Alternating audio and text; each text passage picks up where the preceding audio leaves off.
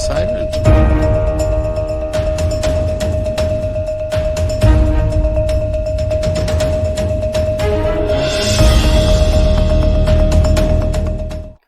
Hello everyone, welcome to Shri Ram's IAS YouTube channel. This is your mentor Arzoo Kakkar. उम्मीद करती हूँ आप सब बढ़िया है, खुश हैं, स्वस्थ हैं। इसी उम्मीद के साथ आज का ये लेक्चर शुरू करते हैं, जिसमें ये आर्टिकल्स आप देख पा रहे हो, हम इनके बारे में डिस्कस करेंगे। These will be the topics that we will be covering in this session.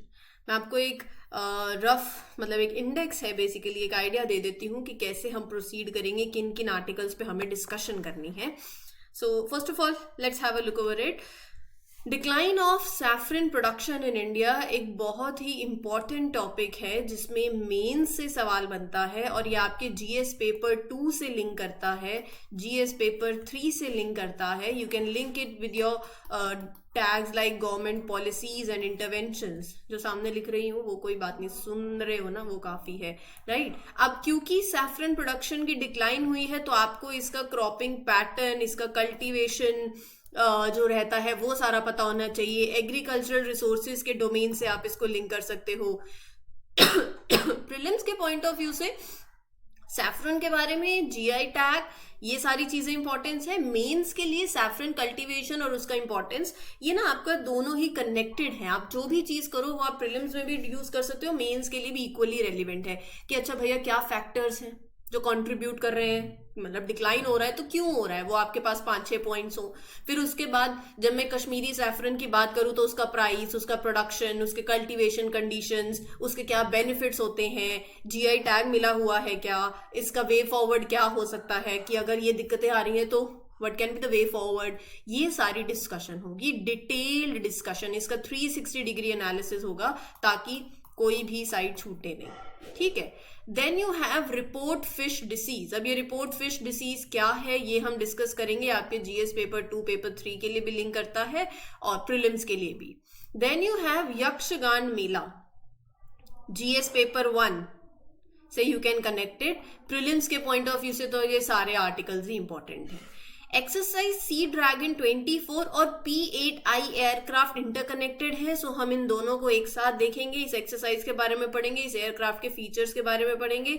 Defence section से आप इसको लिंक कर सकते हो और प्रीलिम्स के पॉइंट ऑफ व्यू से भी लिंक कर सकते हो। Then you have 2024 Henley passport index, GS paper 2 से लिंक होता है, प्रीलिम्स के पॉइंट ऑफ व्यू से भी इंपॉर्टेंट है, मेंस के पॉइंट ऑफ व्यू से भी। और कल ही मैंने आपके साथ एक शॉर्ट वीडियो शेयर करी थी जहां हमने लक्षद्वीप और मालदीव्स का जो अभी सिनेरियो चल रहा है वो कवर किया था। And I mentioned in that lecture कि यह जरूरी है कि आप इसको ना एक बार हेनली पासपोर्ट इंडेक्स जो है वो जरूर देख लो, right. So that is where मैं हमेशा ये बोलती हूँ, जब वो टॉपिक देखने पे आपको माइंड में आ जाए कि हाँ ये उसके साथ कनेक्ट हो सकता है, ये भी मुझे अगर कल को मैं मेंस का एक आंसर लिखूं और मेरे पास ये इस पर्टिकुलर कॉन्टेक्स्ट से सवाल उठ जाए तो I should know about Henley passport index also. ये मुझे मेंस में डेफिनेटली काम करेगा।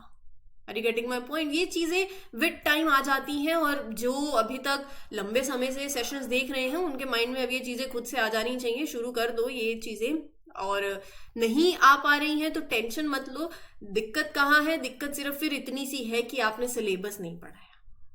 ट्रस्ट मी, अगर आपको सिलेबस टिप्स पे याद है ना कि पेपर 1 में ये आएगा, 2 में ये है, 3 में ये है, तो 4 में ये है, फिर कोई दिक्कत नहीं है। फिर तो आप खुद से कनेक्ट कर पाओगे ये सब चीजों को। एक अगर आपने सिलेबस पढ़ा हुआ है और एक अगर आप PYQ से वाकिफ हो, ये दो चीजें अगर आपने कर रखी हैं, आई कैन मेक श्योर कि आप ये कनेक्टिविटी फिर ला सकते हैं। मेरा कहने का मतलब समझो, PYQ मतलब ऐसे आंखों से निकाल देना नहीं उसकी एनालिसिस, सिलेबस आंखों से निकाल देना नहीं, वो आपके टिप्स पे रटा हुआ होना चाहिए। सो ये सारी चीजें कर लो, right. Okay, now let's talk about this project mobile app that is report fish disease. सो मैंने बोला कि ये रिपोर्ट फिश डिसीज के बारे में पढ़ेंगे, क्या कोई डिसीज है? ये ना एक मोबाइल ऐप है, एक NSPAAD प्रोजेक्ट है, national surveillance program for aquatic animal diseases. अब मैं इसको आगे जब भी इतना बड़ा प्रोग्राम का नाम, प्रोजेक्ट का नाम तो नहीं लूंगी, will simply say it short form NSPAAD project, जिसका मतलब आप समझ लीजिए एक surveillance program for aquatic animal diseases. So this national surveillance program for aquatic animal diseases project it has introduce this mobile app report fish disease. किस लिए? Across the country जो भी फिश डिसीजेज हो रही हैं उनको ट्रैक करना और उनको मॉनिटर करना भी तो जरूरी है। सो इस पर्पस के लिए ये ऐप जो है वो लाई गई है। अब इसके बारे में पढ़ते हैं तो आपको और क्लैरिटी आ जाएगी। ये आपके जब आप एग्रीकल्चर डोमेन की बात करते हो, फिश सेक्टर की बात करते हो, तो ये वहां आप इसको मेंशन कर सकते हो। तो पहले तो मुझे पता चल गया कि ये एक मोबाइल एप्लीकेशन है और ये डिजाइन करी गई है फिश फार्मर्स को हेल्प करने के लिए, ताकि ना वो डिसीजेस को रिपोर्ट कर सके आसानी से। जो भी उनके फार्म्स पे डिसीजेज अगर किसी भी फिश को हो तो वो दे कैन रिपोर्ट। सो ये जो ऐप है, ये प्रोजेक्ट का किसका पार्ट है वो भी मैंने आपको शेयर कर दिया। And it is led by ICAR, National Bureau of Fish Genetic Resources, under which this app has been developed. तो ये आपको पता होना चाहिए, it is led by and in collaboration with Central Institute of Fisheries Technology. Central institute of fisheries technology collaborative partner है। किसके साथ वो मैंने आपको बता दिया, ICAR NBFGR, national bureau of fish genetic resources. So ये कोलैबोरेशन में हुआ है। फीचर्स क्या है? 2, यूजर फ्रेंडली इंटरफेस है, मतलब सिंपल है, इजी टू यूज इंटरफेस है, मतलब ये फिश फार्मर्स के लिए कन्वीनियंट हो ना, एक्सेसिबल हो, ताकि ये वो रिपोर्ट कर पाए। दूसरा, रिपोर्ट कर पाए तो मतलब डिसीज रिपोर्टिंग, तो farmers can easily report the diseases outbreaks straight forward. वो सिंपल फॉर्मेट होगा, तो जो भी एसेंशियल इंफॉर्मेशन हो, लोकेशन की, species affected, symptoms observe, images वो दे सके इन दिस रिपोर्ट। तो बहुत अच्छे इसके यूजर फ्रेंडली आप बोल सकते हो, इजी टू यूज इंटरफेस है, ताकि they can provide you the relevant information, right. अब ये काम कैसे करता है? ये ऐप डिजाइन किया गया है to be easy to use for fish farmers, ensuring कि they can utilize its features, they can navigate without difficulty. तो यहाँ पर ना जब एक फिश फार्मर ऑब्जर्व करता है कि अच्छा ये डिसीज आउटब्रेक हुआ है, तो वो रिपोर्ट कर सकते हैं about it using this app. ये ऐप ना will ask them कुछ details they will have to fill कि which species, फिश की कौन सी स्पीशीज आर इफेक्टेड, क्या सिम्टम्स आपने ऑब्जर्व करे हैं। तो फार्मर्स अपनी इमेजेस जो है वहां पर जो उनके पास है वो भी डाल सकते हैं, ताकि कॉम्प्रिहेंसिव रिपोर्ट बन जाएगी। सो ये ऐप एक वैल्यूएबल टूल की तरह है फिश फार्मर्स के लिए, so that it is enabling them to quickly report, to efficiently report for that disease on their farm, right. तो उसके बाद ऑब्वियसली आप एक्वाकल्चर इंडस्ट्री के अंदर और ज्यादा मैनेजमेंट लाने की बात कर रहे हो।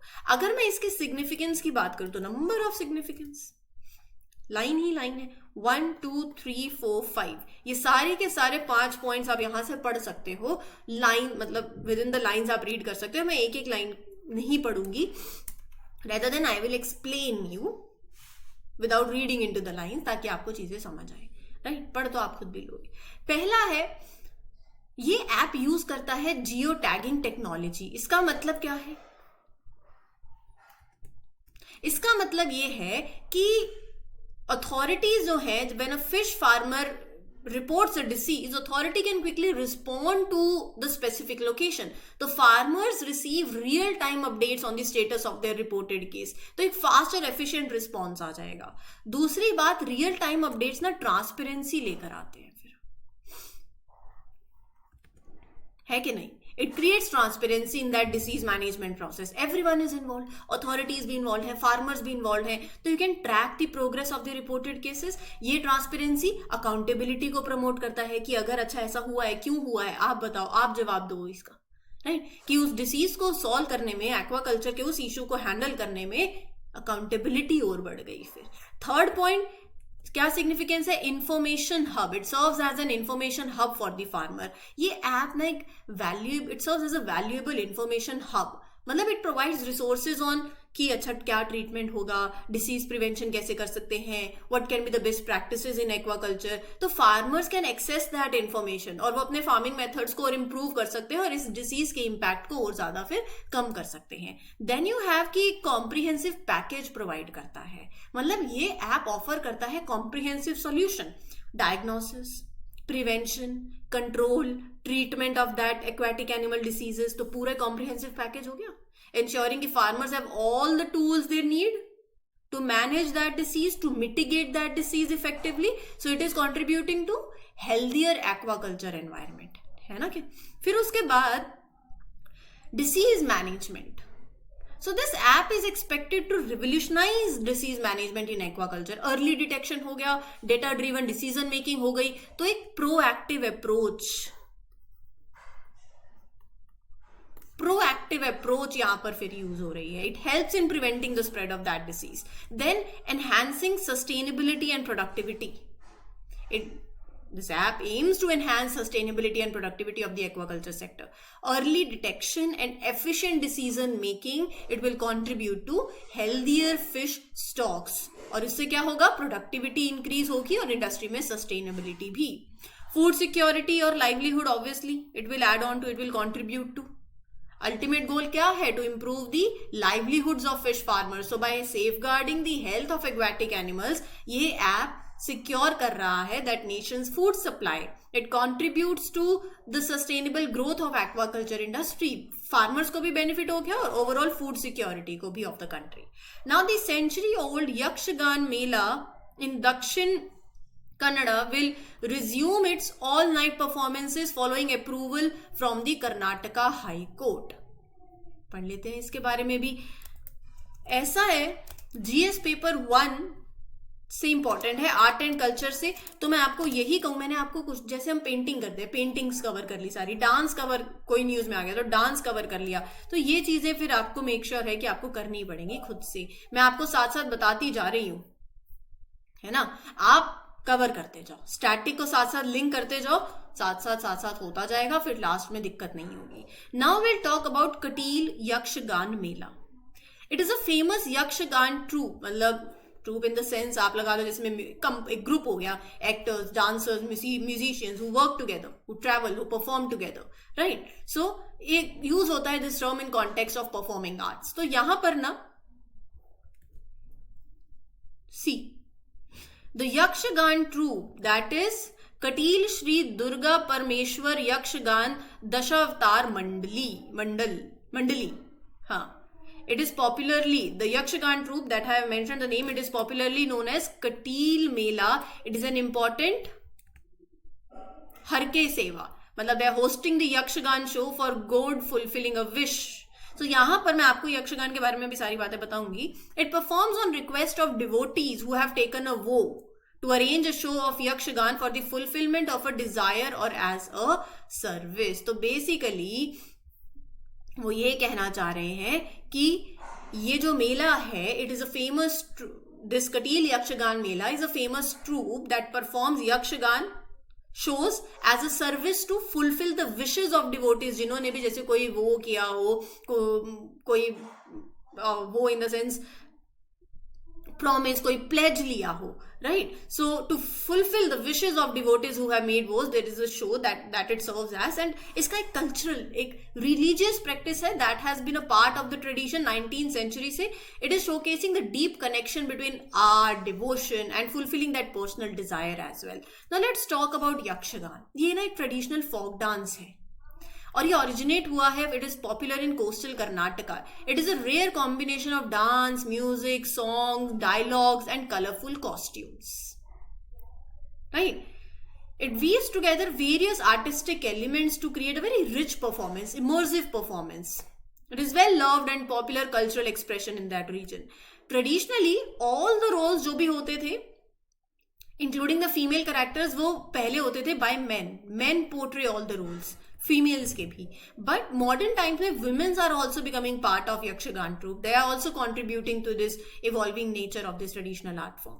रही बात ट्रूप कॉम्पोजिशन की, तो 15 से 20 एक्टर्स होते हैं and Bhagavata serves as the master of ceremonies and the primary story teller, मतलब जो उस पूरे परफॉर्मेंस को गाइड करते हैं, the narrative of that performance.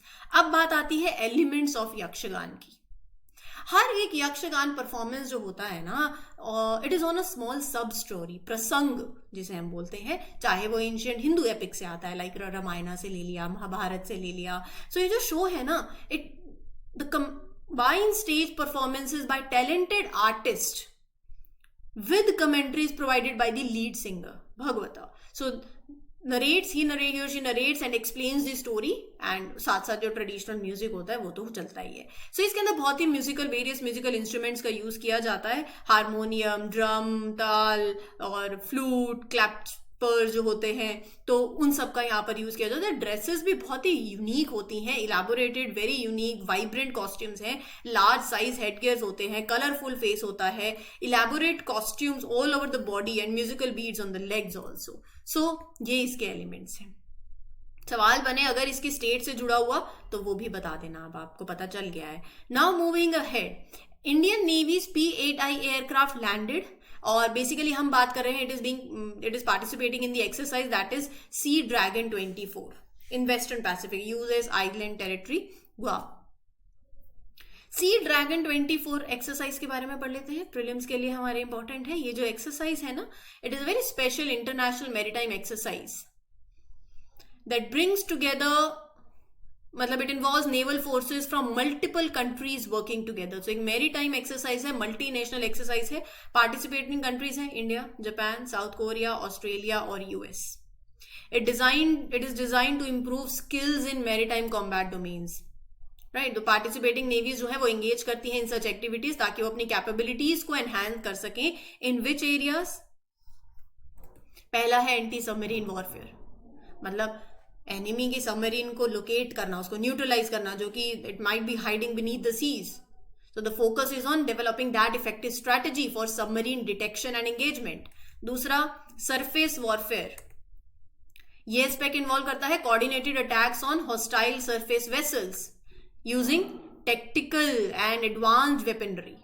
So enhancing the ability to respond to that threats from enemy's surface ships. फिर उसके बाद air defense में आप अपनी कैपेबिलिटीज को इंप्रूव करते हो. स्ट्रॉन्ग एयर डिफेंस सिस्टम हो to protect friendly forces from aerial threats अगर कोई हो जाता है, तो ऐसी स्ट्रैटेजीज इन्वॉल्व करना to establish a barrier against airborne dangers. Then search and rescue.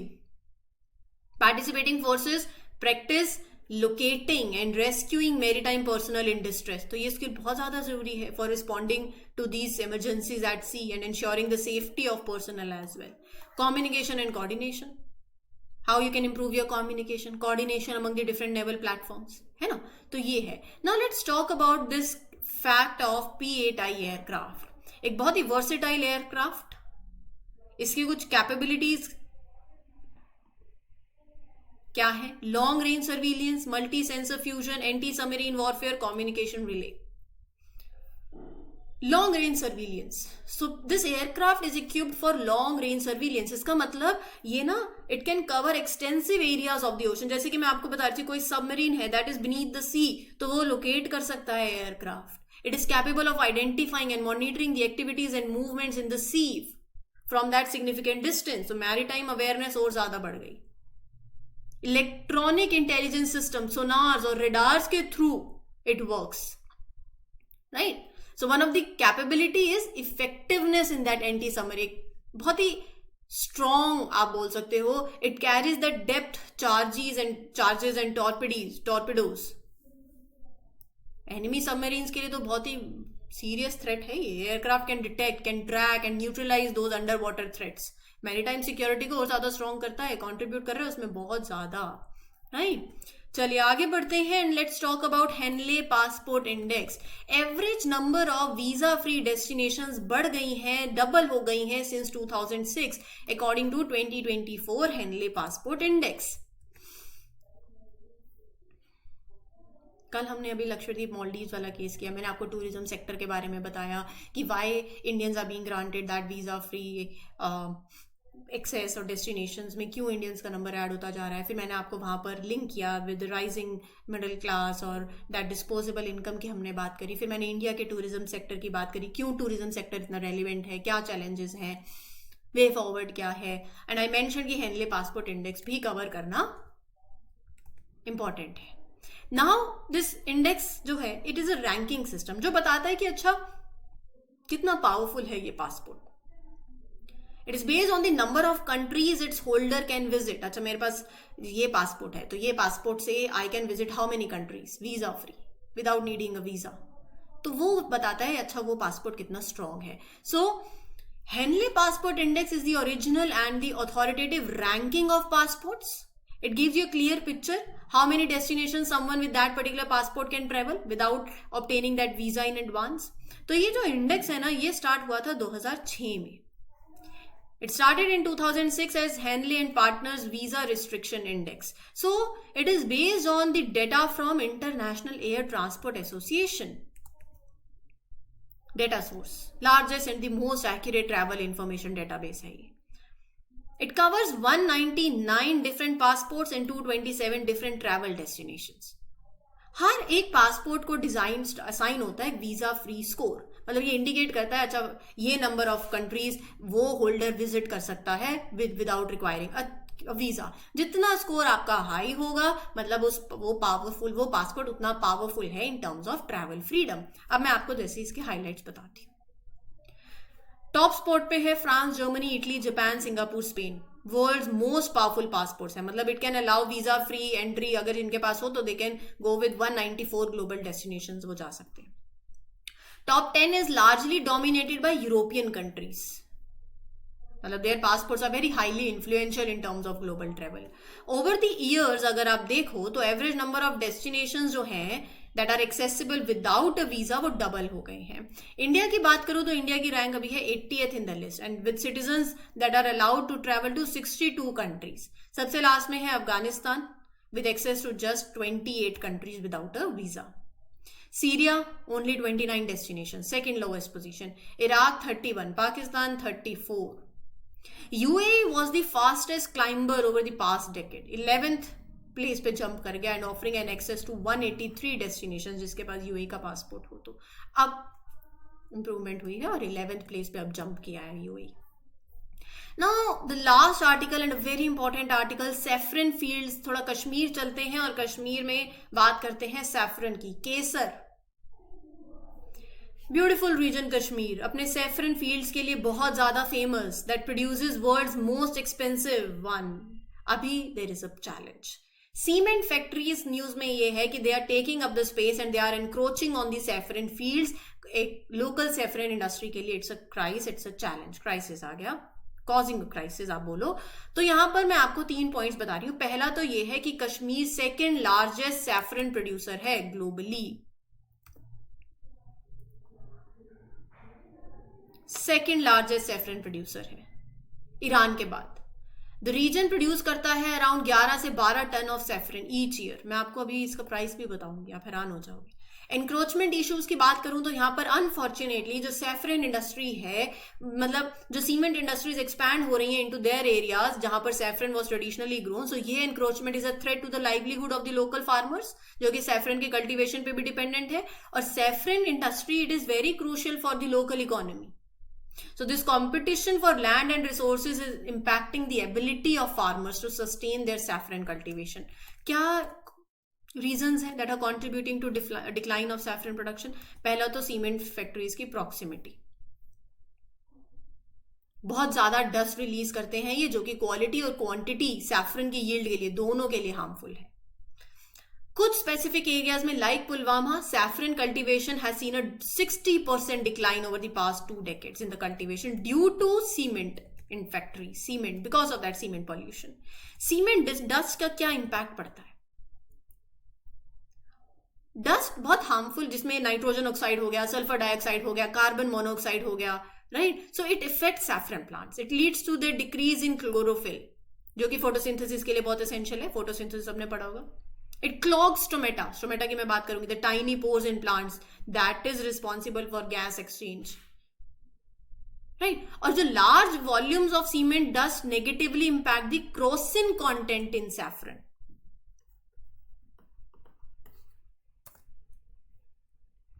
Crocin content जो है वो रिस्पॉन्सिबल होता है सैफरन के कलर के लिए and it contributes to its medicinal properties, cosmetic benefits.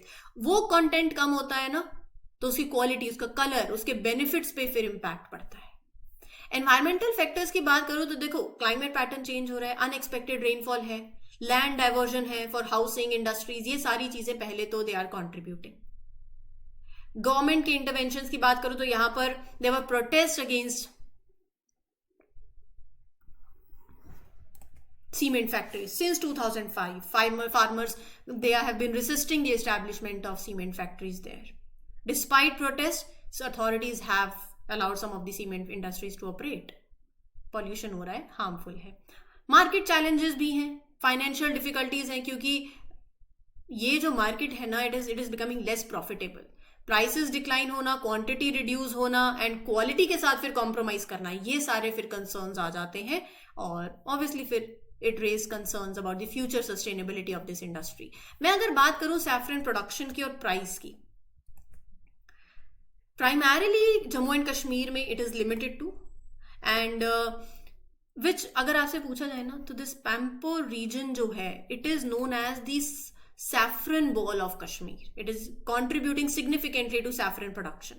Saffron is obtained from stigma, जो मैंने अभी आपको बताया, that is male reproductive part of saffron flower. Hindi में केसर बोलते हैं, उर्दू में जाफरान, कश्मीरी लैंग्वेज में कहूँ. इसकी बहुत ज्यादा हाई वैल्यू है, बहुत एक्सपेंसिव है. ये पर केजी अगर मैं बेचूं तो 3 लाख पर केजी, 3 लाख पर केजी ये बिकता है. ये हाई प्राइस उसकी क्वालिटी की वजह से, उसकी यूनिक प्रॉपर्टीज की वजह से है. 1 ग्राम केसर अगर यू रिक्वायर ना, it requires the extraction from 160 to 180 saffron flowers. बहुत लेबर इंटेंसिव मार्केट है, बहुत एफर्ट और टाइम जाता है.